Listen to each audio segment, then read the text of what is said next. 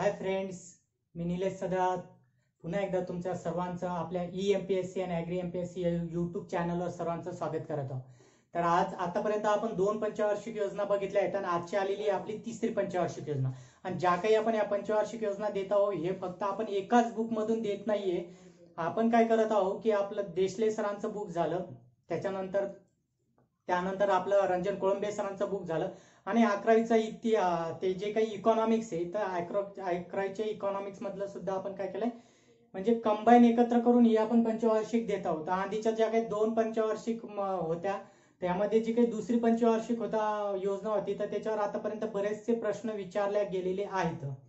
तर त्यासोबत आपल्याला दुसऱ्या पंचवार्षिक योजना झाल्यानंतर या 2 पंचवार्षिक योजना कंटिन्यू होत्या आणि ही कंटिन्यू एक योजना चालू असताना तिसरी पंचवार्षिक योजना चालू असताना या तिसऱ्या पंचवार्षिक योजनेमध्ये मात्र आपल्याला काही संकटांना आपल्याला इथं फेस करायचं काम पडले आणि त्या संकटांना फेस करताना ही जी काही तिसरी पंचवार्षिक योजना आहे ही सक्सेसफुल ठरली नाही. आता ही का सक्सेसफुल ठरली नाहीये, या पंचवार्षिक योजनेचं उद्दिष्ट काय आहे, याचं लक्ष्य काय होतं आणि याच्यामध्ये कोणत्या घडामोडी झाल्या हे आपल्याला आज बघायचंय. तर यामध्ये आजची जर आपण बघत आहोत तिसरी पंचवार्षिक योजना ज्याचा कालावधी आहे 1 एप्रिल 1961 ते 31 मार्च 1966 हा कालावधी लक्षात राहू द्या. आणि काय झालं याचा जो भार होता किंवा या योजनेला कशाचा भार दिला तो सगळ्यात महत्वाचं म्हणजे याच्या कृषी आणि उद्योग याला सगळ्यात महत्वाचं इम्पॉर्टन्स दिलं. कशाला दिलं? कृषी आणि उद्योग. आता कृषी आणि उद्योग तर तुम्हाला माहिती पहिली पंचवार्षिक योजना होती त्याला कृषीवर फोकसिंग होतं. दुसरी पंचवार्षिक योजना होती त्याला आपण काय केलं, उद्योगावर फोकस केलं. ते उद्योग कोणते होते आपले? ते उद्योग होते त्यामध्ये आपण जड उद्योग, आपण त्याला मूलभूत उद्योग या उद्योगांना आपण फोकस केलं होतं. लघु उद्योगावर सुद्धा आपण फोकसिंग केलेलं होतं. पण काय झालं होतं की बा या दुसऱ्या पंचवार्षिक योजनेमध्ये हे करताना आपण कारण ज्या वेळेस आपला भारत स्वतंत्र झाला होता तर त्यावर कृषीवर आपण जे काही डिपेंड होतं तर त्या कृषीला फोकस करणं, तिथं निगलित करणं हे अपेक्षित नव्हतं. कारण काय झालं की दुसरी पंचवार्षिक योजना आहे ना, या दुसरी पंचवार्षिक योजनामध्ये जेवढं काय आपल्याला फूड प्रोडक्शन पाहिजे होतं ते झालं नव्हतं. म्हणून काय केलं आपण तिसऱ्या पंचवार्षिक योजनेला कृषी आणि उद्योग याच्यावर फोकस केला. आलं का लक्षात? हे आपल्याला विचारतात. आणि प्रतिमान महालनोबिस यांचं प्रतिमान होतं. तर याच्यात काय केलं, या महालनोबिस प्रतिमानामध्ये अजून चक्रवर्तीने काय केलं, त्यांच्यावर एक मॉडेल तयार केलं, द मॅथमॅटिकल मॉडेल. आणि महालनोबिस चक्रवर्ती असं एक प्रतिमान या योजनेला लाभलं होतं. तर तुम्हाला माहित आहे की पहिली पंचवार्षिक जी काही योजना होती आपली, पहिल्या पंचवार्षिक योजनेमध्ये हेरॉड आणि डोमर, दुसऱ्या पंचवार्षिक योजनेमध्ये आपण महालनोबिस प्रतिमान बघितलं आणि तिसऱ्या पंचवार्षिक योजनेमध्ये सुद्धा महालनोबिस आणि चक्रवर्ती हे प्रतिमान आपण बघत आहोत. तर या योजनेचे काय लक्ष होतं आपल्याला हे बघायचंय. या योजनेमध्ये आपण जर तुम्ही बघितलं असेल तर याच्यावर यांनी वार्षिक वृद्धी दर म्हणजे जे काही लक्ष ठेवलं होतं तर हे होतं 5.6. वार्षिक वृद्धी दर किती होता? 5.6. पण साध्य झाला 2.7. साध्य किती झाला? 2.7. आता तुम्ही जर हे बुक बघितलं कोणतं, रंजन कोळंबे सरांचं, किरण देशले सरांचं बुक मध्ये तिथं 2.8 दिलं आहे. पण 11वीचं जे काही इकॉनॉमिकचं बुक आहे तर त्याच्यात 2.7 दिले आहे आणि त्यांनी तो सोर्स सुद्धा खाली दिलेला आहे. त्याच्यामुळे हा इथं लक्षात ठेवा. पण 2.8 सुद्धा लक्षात ठेवा. अकॉर्डिंग टू द ऑप्शन्स तुम्हाला ते सिलेक्ट करायचंय. त्याच्यानंतर सार्वजनिक खर्च. तर सार्वजनिक खर्च आता पहिल्या पंचवार्षिक योजनेपासूनचे सार्वजनिक खर्च वाढत गेले. तर दुसऱ्या पंचवार्षिक योजनेला आपण जवळपास 7,500 कोटी रुपयाचा आपण सार्वजनिक खर्च करण्याचं ठरवलं, पण इथं जास्त खर्च झाला, तो झालेला आहे 8,577 करोड. आता याच्यात फोकसिंग केलं होतं वाहतूक आणि दळणवळण. सगळ्यात जास्त हे केलं होतं आपण वाहतूक आणि दळणवळण, जवळपास 25%. अशी कोणती योजना आहे की ज्यामध्ये कृषी आणि सिंचनला सगळ्यात जास्त आपलं हे दिलं होतं महत्व? तर ते ही आपली पहिली पंचवार्षिक योजना. त्याच्यात जवळपास 31% काय केलं होतं आपण त्याच्यावर भर दिला होता, म्हणजे आपलं लक्ष होतं. तर या योजनेमध्ये किती दिले? 25.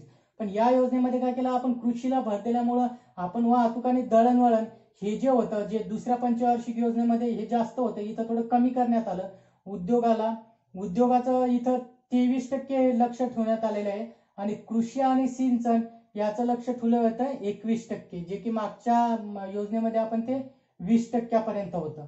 आणि सगळ्यात जास्त तुम्हाला सांगितलं पहिली पंचवार्षिक योजना आहे. ज्या काही सर्व पंचवार्षिक योजना आहेत, ज्या 12 पंचवार्षिक योजना झाल्या, तर त्यामध्ये कृषी आणि सिंचनाला ह्या फक्त पहिल्या पंचवार्षिक योजनेमध्ये काय केलेलं आहे, फोकसिंग केलेलं आहे, म्हणजे त्याचं लक्ष जास्त होतं. नंतर सामाजिक सेवामध्ये 17% लक्ष होतं, ऊर्जामध्ये 14% होतं. आणि चलनवाढ जी होती तर ती होती 7.6. तर ही चलनवाढ म्हणजे जास्त नाही, कारण तो आपल्याला माहिती आहे चलनवाढ जी काही 10च्या आत असेल तर ती अर्थव्यवस्थेसाठी चांगली आहे, पण 10च्या वरही नको. त्याच्यानंतर काय झालेलं आहे, सगळ्यात महत्वाचं की आपण ही जी काही योजना आणली होती, तर या योजनेमध्ये कृषी व उद्योग या दोन्हीवर भर देऊन देश आत्मनिर्भर करण्यावर भर देण्यात आला होता. आता जे काही आता कोरोनाच्या काळामध्ये आपले माननीय पंतप्रधान नरेंद्र मोदीजीने जे काही आत्मनिर्भर भारत सांगितलं होतं, ऍक्च्युअली ते आत्मनिर्भर भारत हे या पंचवार्षिक मध्ये योजनेमध्ये आहे. कारण याच्या समोरच्याही काही पंचवार्षिक योजना आहे, यामध्ये त्या पंचवार्षिक योजनेमध्ये आत्मनिर्भर भारतसाठी हे केलंय. तर ही जी काही आताची घोषणा केली होती आत्मनिर्भर भारत, तर ही आपल्याला तिसऱ्या पंचवार्षिक योजनेमध्ये आढळते. थोडं लक्षात ठेवा, कारण की हा करंटचा तुम्हाला क्वेश्चन राहू शकतो. कृषी आणि उद्योग दोन्हीवर भर दिला होता.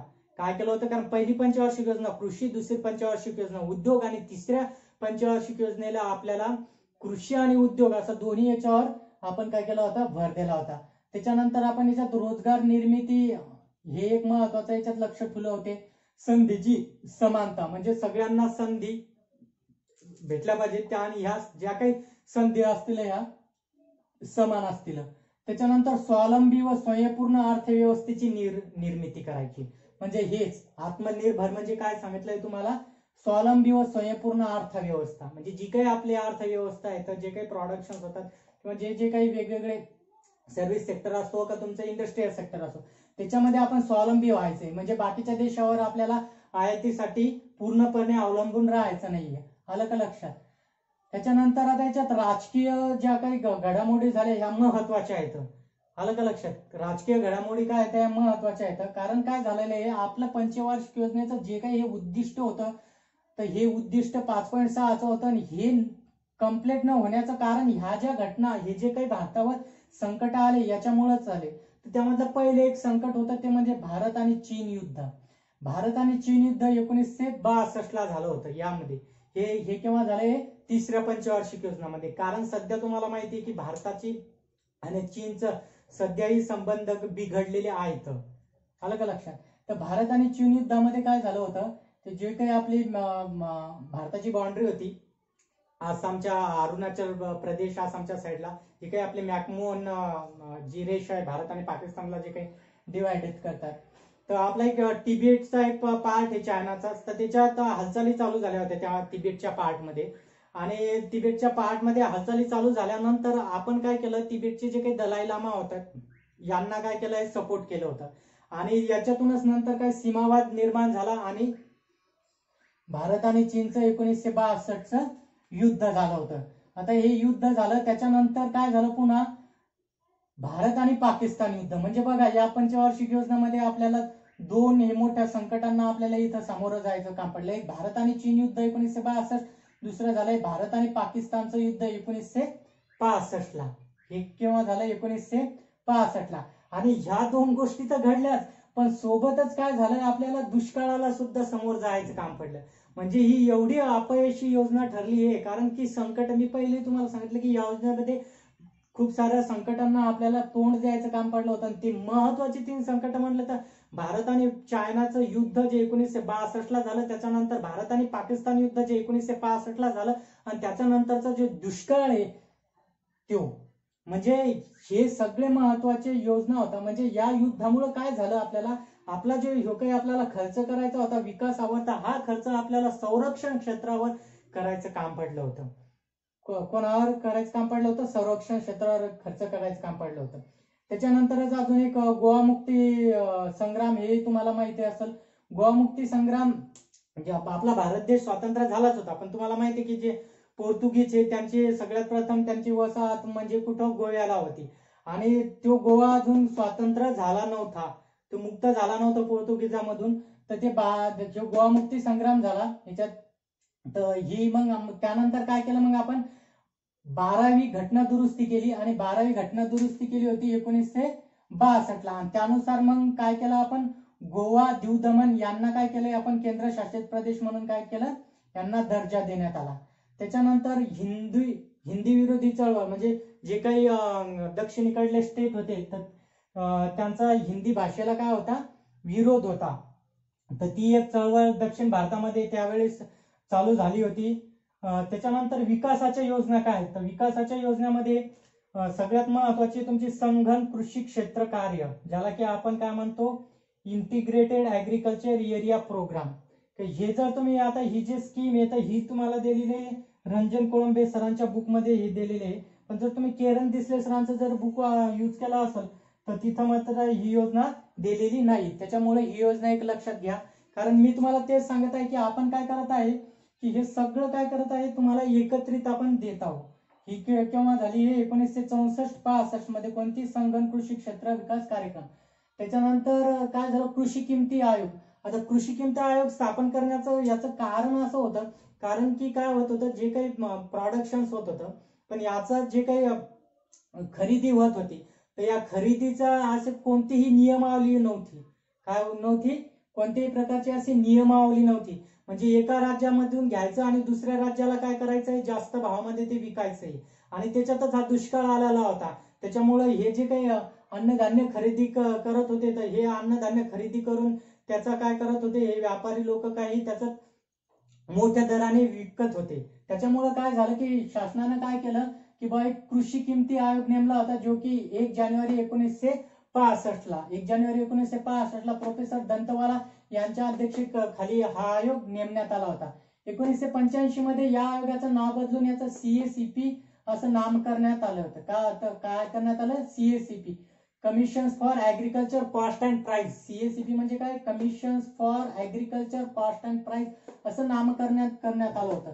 त्यानंतर आपण FCI ची फूड प्रोडक्शन ऑफ इंडिया याची स्थापना करण्यात आली होती. कारण काय, तुम्ही किमती तर डिक्लेअर केल्या होत्या, म्हणजे सरकारनं सांगितलं की आम्ही या भावानं दर जे काही आम्ही भाव डिसाईड करू, जे काही भाव सध्याही तुम्हाला माहिती आहे की ज्या काही किमती पेरणीपूर्वी डिसाईड सरकारकडून डिक्लेअर केल्या जातात, तर या किमती डिक्लेअर तर केल्या जातात, पण या किमतीच्या जर खाली जर व्यापारी घेत असतील, परचेस करत असतील, आणि तर त्याच्यासाठी काय केलं, मग ते जर परचेस करत असतील आणि तिथं शेतकऱ्याला फायदा होत नसेल तर मग आपण काय केलं, फूड प्रोडक्शन ऑफ इंडियाची स्थापना करून यांच्याकडे काय केली, ती जबाबदारी दिली. अलग लक्षात. सध्या CCI सुद्धा आहे, कॉटन कॉर्पोरेशन ऑफ इंडिया, ते सुद्धा करते. महाराष्ट्राचं वखार महामंडळ सुद्धा आहे. तर हे काय करतात, यांनी काय केलं, जो काही माल आहे तर हे सरकारने ज्या काही किमती डिक्लेअर केलेल्या आहेत तर त्याच्यानुसार यांनी परचेस केला होता. आणि महत्वाची गोष्ट म्हणजे जे काही आपले अन्नधान्य वितरण आहे तर याच्यात सुद्धा FCI चा महत्वाचा रोल आहे. तर हे 14 जानेवारी 1965 रोजी स्थापन झालं. आणि पहिलं याचं ऑफिस जे होतं, डिस्ट्रिक्ट ऑफिस, तर ते तामिळनाडूमध्ये तंजावर इथं होतं. त्याच्यानंतर हरित क्रांतीचा पाया याच पंचवार्षिक योजनामध्ये घातल्या. कारण तुम्हाला माहिती आहे की जे काही आपल्याला हे होतं कृषी किमती आयोग आणि फूड प्रोडक्शन, तर याच्यानुसार यांनी काय सांगितलं की जे काही हरित क्रांती होती तर त्या हरित क्रांतीचा पाया कोणत्या पंचवार्षिक योजनेमध्ये घातला, तर हरित क्रांतीचा पाया हा 3ऱ्या पंचवार्षिक योजनेमध्ये घातलेला आहे. त्याच्यानंतर भारतीय औद्योगिक विकास बँक ही एक बँक होती, ही RBIच्या मालकीची बँक आहे. आणि या बँकेची स्थापना झाली होती 1 जुलै 1964 ला. काय झालं, भारतीय औद्योगिक विकास बँक, म्हणजे जे काही औद्योगिक येते ते म्हणजे जे काही आपले सूक्ष्म झाला, तुमचा लघु झाला आणि मध्यम, आणि जे काही मोठे उद्योग येतात तर यांना डायरेक्ट यांना फंडिंग करण्यासाठी RBIच्या मालकीची भारतीय औद्योगिक विकास बँक स्थापन करण्यात आली. नंतर UTI ची स्थापना झाली होती 1 जुलै 1964 ला. त्यासोबतच भारतीय अर्थव्यवस्थेवर यामध्ये काय झालं होतं, दिवाळखोरीला आली होती. कारण भारतीय अर्थव्यवस्थेचं काय झालं होतं, सगळ्यात जास्त आपल्याला खर्च कुठं करायचं काम पडलं होतं, इथं भारत आणि चीन युद्ध आणि भारत आणि पाकिस्तान युद्ध, आणि सोबतच आपलं कृषी क्षेत्राचं सुद्धा काय झालं होतं, कृषी क्षेत्रामध्ये सुद्धा याचा परिणाम झाला होता. कारण की कृषीमध्ये याच्यात आपल्याला दुष्काळाला सुद्धा आपल्याला इथं समोर जायचं काम पडलं होतं. म्हणजे भारत चीन युद्ध, भारत पाकिस्तान युद्ध आणि दुष्काळ अशा संकटामुळे आपली अर्थव्यवस्था ही दिवाळखोर निघली होती ना. आपल्याला आपल्याला IMF कडे जायचं काम पडलं होतं, कशासाठी? मदतीसाठी. त्याच्यानंतर या पंचवार्षिक योजनेमध्ये प्रति व्यक्ती उत्पन्न वाढीचा दर हा ऋणात्मक झाला होता. म्हणजे दर उत्पन्न काय झालं होतं? ऋणात्मक झालं होतं. कारण त्याला तेच होते याच्यातले. त्याच्यानंतर 1966 मध्ये रुपयाचं अवमूल्यन करण्यात आलं होतं. आता रुपयाचं अवमूल्यन केलं म्हणजे काय होते, तर याचा एक स्पेशल व्हिडिओ आपल्याला पुढच्या आपण व्हिडिओ बनवणार आहे. कारण हे एक स्पेशल याचं रुपयाचं अवमूल्यनाचे फायदे काय असतात, तर याच्यावर व्हिडिओ फायदे आणि तोटे याचा एक स्पेशल व्हिडिओ बनल. सोबतच काय झालं तर की सर्वाधिक 12ही पंचवार्षिक योजनेमध्ये जर सर्वाधिक अपयशी योजना असेल तर ती म्हणजे तुमची तिसरी पंचवार्षिक योजना. ती म्हणजे कोणती? तिसरी पंचवार्षिक योजना ही सर्वाधिक अपयशी होती. कारण काय झालंय याचा आपण वृद्धी दर 5.6 सांगितला होता आणि साध्य झाला होता 2.7. तर त्याला कारण सुद्धा होते 2.7 होण्यासाठी. त्याच्यातलं त्याने कारण सांगितलं होतं आपल्याला की आपला जो काही विकासावर आपल्याला खर्च करायचा होता 7,500 रुपये, तर तो खर्च आपल्याला जे काही 2 युद्ध झालेले होते तर याच्याकडे आपल्याला काय करायचं काम पडलं, तो खर्च वळवण्याचं काम पडलं होतं. आणि तुम्हाला माहितच ही जी काही पंचवार्षिक योजना होती तर यामध्ये जे काही या पंचवार्षिक योजनेचे अध्यक्ष होते ते 2 होते. पहिले म्हणजे कोण? पंडित जवाहरलाल नेहरू, जे 1964 पर्यंत होते. नंतर ते मरण पावल्यानंतर लाल बहादूर शास्त्री काय झाले? नंतर याचे अध्यक्ष झाले या पंचवार्षिक योजनेचे. आणि मग त्याच नंतर आपण जो काही आपला ताश्कंद करार झाला होता तो एक महत्वाचा आहे या गोष्टीमध्ये. तर ही जी काही ओव्हरऑल ही पंचवार्षिक योजना आहे तर या पंचवार्षिक योजनेमध्ये जर आपण बघितलं तर सगळ्यात अपयशी आणि दिवाळीखोर जर कोणत्या पंचवार्षिक भारतीय अर्थव्यवस्था बनली तर ती म्हणजे तुमची तिसरी पंचवार्षिक योजना. त्याच्यामुळे या पंचवार्षिक योजनेच्या जे काही आता याच्यात आपण सांगितलेल्या याच्यातल्या बऱ्याचशा गोष्टी आपल्याला डायरेक्ट इनडायरेक्ट परीक्षेला विचारलेले, काही मुख्य परीक्षेला विचारले, काही पूर्व परीक्षेला सुद्धा याच्यात विचारलेले आहेत. आता आपली या नेक्स्टची पंचवार्षिक आपण घेऊन येणार होती म्हणजे चौथी पंचवार्षिक योजना. पण चौथी पंचवार्षिक योजनेच्या आधी जो काही योजनेचा कालावधी, सुट्टीचा कालावधी आहे त्याच्यातही आपण फोकस करणार आहोत. कारण त्याच्यावर डायरेक्ट आयोगानं आतापर्यंतचे प्रश्न विचारलेले आहेत. मग तुमची ऍग्री MPSC असो, तुमचं STI असो, PSI असो का तुमची राज्यसेवा असो, त्याच्यावर डायरेक्ट प्रश्न विचारलेले आहेत. त्याच्यामुळे ह्या आपल्याला नेक्स्ट पंचवार्षिक योजनामध्ये आपला आता चौथी पंचवार्षिक योजनेचा आपला येईल. आणि सोबतच जर तुम्ही नवीन असाल तर आपल्या चॅनलला सबस्क्राईब करा, जेणेकरून तुम्हाला जे काही आपले इकॉनॉमिकचे नवीन व्हिडिओ येतात ते भेटतील. तोपर्यंत टेक केअर.